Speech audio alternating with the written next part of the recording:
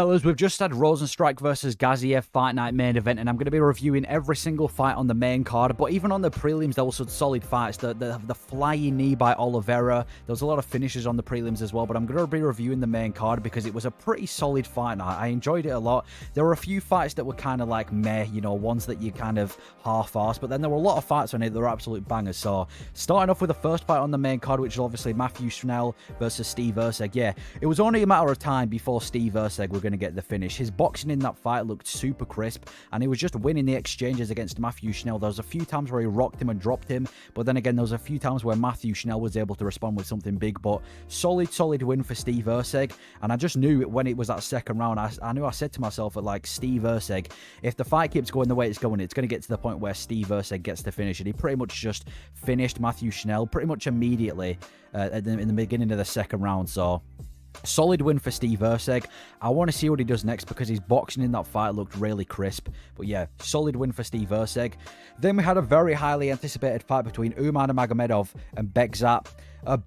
Before I talk about Nurmagomedov, let's talk about Bekzat first. He had a great debut, dropping Nurmagomedov in that first round. I'm gonna go as far to say, in most of the striking exchanges, he was winning against Nurmagomedov, and it really gets me thinking. Now, I'm not gonna jump on the horse straight away or anything like that, but I actually kind of fear against, like, a beginning when Nurmagomedov was scheduled against Sandhagen. I was confident that Nurmagomedov would have been able to beat him. And I'm not saying he can't beat him or he has no chance, but after seeing the way he was striking against Bekzat, that really makes me think how he would strike against a guy like Sandhagen. But solid win for Bekzat. Needs to stay in the UFC. And this isn't no Val Woodburn. This isn't no fighter that, you know, they've brought in out of nowhere and he kind of needs to leave the UFC. It's no Val Woodburn. This guy needs to stay. He's genuinely talented. The fact that he had such good submission defense as well, and he was able to get up so many times. And then Nurmagomedov, yeah, striking at the beginning of the fight was quite suspicious. He got caught and dropped like in pretty much the beginning of the first round, but still one of the best grapplers in the division.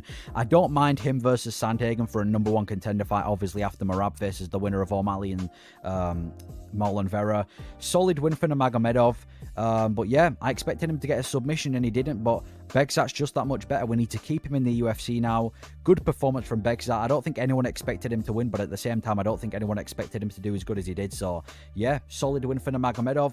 Then we had Alex Perez versus Mohamad Mokaev. Now, apparently Mokaev was sick on the day. He was literally posting like vomit pictures on his Twitter, which I just don't think he needed to tweet. But Mokaev, I predicted that he was going to win by decision, which he did do. And by the way, I didn't do a prediction video of this. If you're going to go back and look, so you just got to keep my word for it. I have mentioned it in a few videos recently though. But anyway, Mokaev, yeah, apparently was sick, which is why he performed worse. I'm not sure if I buy it because, I mean, at the end of the day, no fighter goes in the octagon at 100% anyway. But yeah, Mokaev, it was a close fight. It was a close fight, I'd say. Mokaev won the first and the third round pretty convincingly.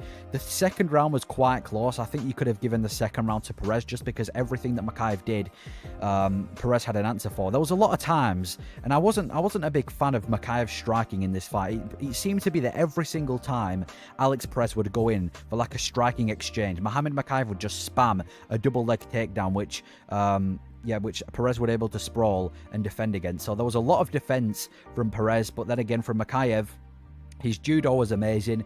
He managed to get a suplex at one point. He managed to get a lot of back takes, and I'd say he won the majority of the striking exchanges. But the defense of Perez was great. The grappling defense was great. It's just Mokaev on the feet. I didn't like how every single time they got into like striking distance of each other, Mokaev just spammed the takedown button over and over again. I want to know how many takedowns Perez defended, and I'm gonna be honest, I don't think that's a title shot performance. There's a lot of talk about who's gonna fight Pantoja for the title at 301, and to be completely honest with you, I don't think that's a title-making performance. I don't think you can look at that and think, yes, let's give Mohamad Mokaev a title shot. The only problem is there's nobody left. It's either going to be Amir Albazi or Mohamad Mokaev, or we're going to have to throw Brandon Royval literally back in there after he lost in December. So, good win by Mohamad Mokaev, I guess. It was very close, but I don't know if he deserves a title shot from that. So I still think I want to see another fight from Mokaev, but he's still undefeated and he's still really young, so I don't think we can shit on him too much. And he was, I guess, sick in the fight, but yeah, solid fight overall. Then we had Vito for Patrino versus Tyson Pedro. Unfortunately, Pedro retired from the sport. But yeah, Vito Patrino, he looks good. He's not flawless though. There's a lot of times where he's able to get caught on the feet, and he kind of does You know, he doesn't really set up his shots as good as he wants to, but he's massive in the light heavyweight division. This guy, he kind of reminds me of like a Gelton Almeida in the light heavyweight division, but with better striking. He's well-rounded. I thought he was going to get the submission on Tyson Pedro in that third round there, but yeah, super well-rounded. This guy's going to go far in the light heavyweight division. I can definitely see him cracking the top 5. Maybe I'm speaking too early, but to do that to a guy like Pedro, who's genuinely talented, good win for Vito Patrino. The fight itself wasn't super high level. It was kind of a lot of feinting and then a lot of holding against the cage. Especially, I think it was the second round. There was like a minute straight where there was literally no movement. It was just Vito Patrino holding on to Pedro with genuinely nothing but the referee complaining. But good win for Patrino. Going to go far in the light heavyweight division, and we had to see Tyson Pedro retire. And then the main event, Rozenstruik versus Gaziev. Yeah, now our prediction was that Rozenstruik was going to KO him in the first 2 rounds, but yeah, Gaziev quit in the 4th round. Now, to begin, well, that's the beginning of the fight. It seemed like Gaziev was doing all right. I was kind of worried that Rozenstruik wasn't doing enough. He was in striking distance of Gaziev, and I said this in one of the predictions. I didn't do a prediction video, but I was doing a video where I mentioned Gaziev, and I said that when he was going to fight Rozenstruik, he leaves himself open a lot, but Rozenstruik wasn't really capitalizing it on the first few rounds.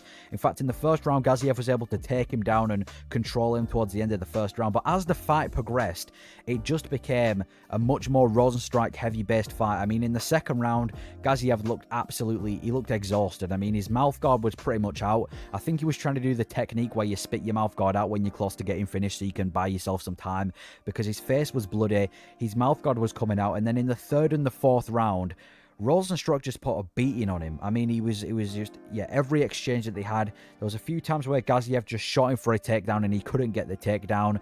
Yeah, Rozenstruik looked great in the fight. Is it like a title-making performance? Does it make me look at Rozenstruik and think, yeah, this guy's going to be the future of the heavyweight division? No. I think a fight with Derek Lewis would be fun, but I mean, he's a great gatekeeper for the top 10.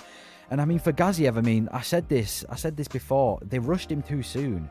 This guy's had 1 fight in the UFC before Rozenstruik, and you put him in there, again, on the main event of a fight night, for 5 rounds, in his 2nd UFC fight against Rozenstruik. It was never going to be a smart decision. I think the best decision for Gaziev was to build him up as a fighter, rather than kind of chucking him in the deep end straight away. For Gaziev, I still think he's got a few fun fights left, but not this far in the UFC. He needs to fight lower down in the rankings. And then for Rozenstruik, again, solid win, battered Gaziev, and I just don't think Gaziev was prepared to go 5 rounds this soon. But overall, pretty solid fight now. Like I said on the prelims, there was a lot of fun fights on the prelims as well.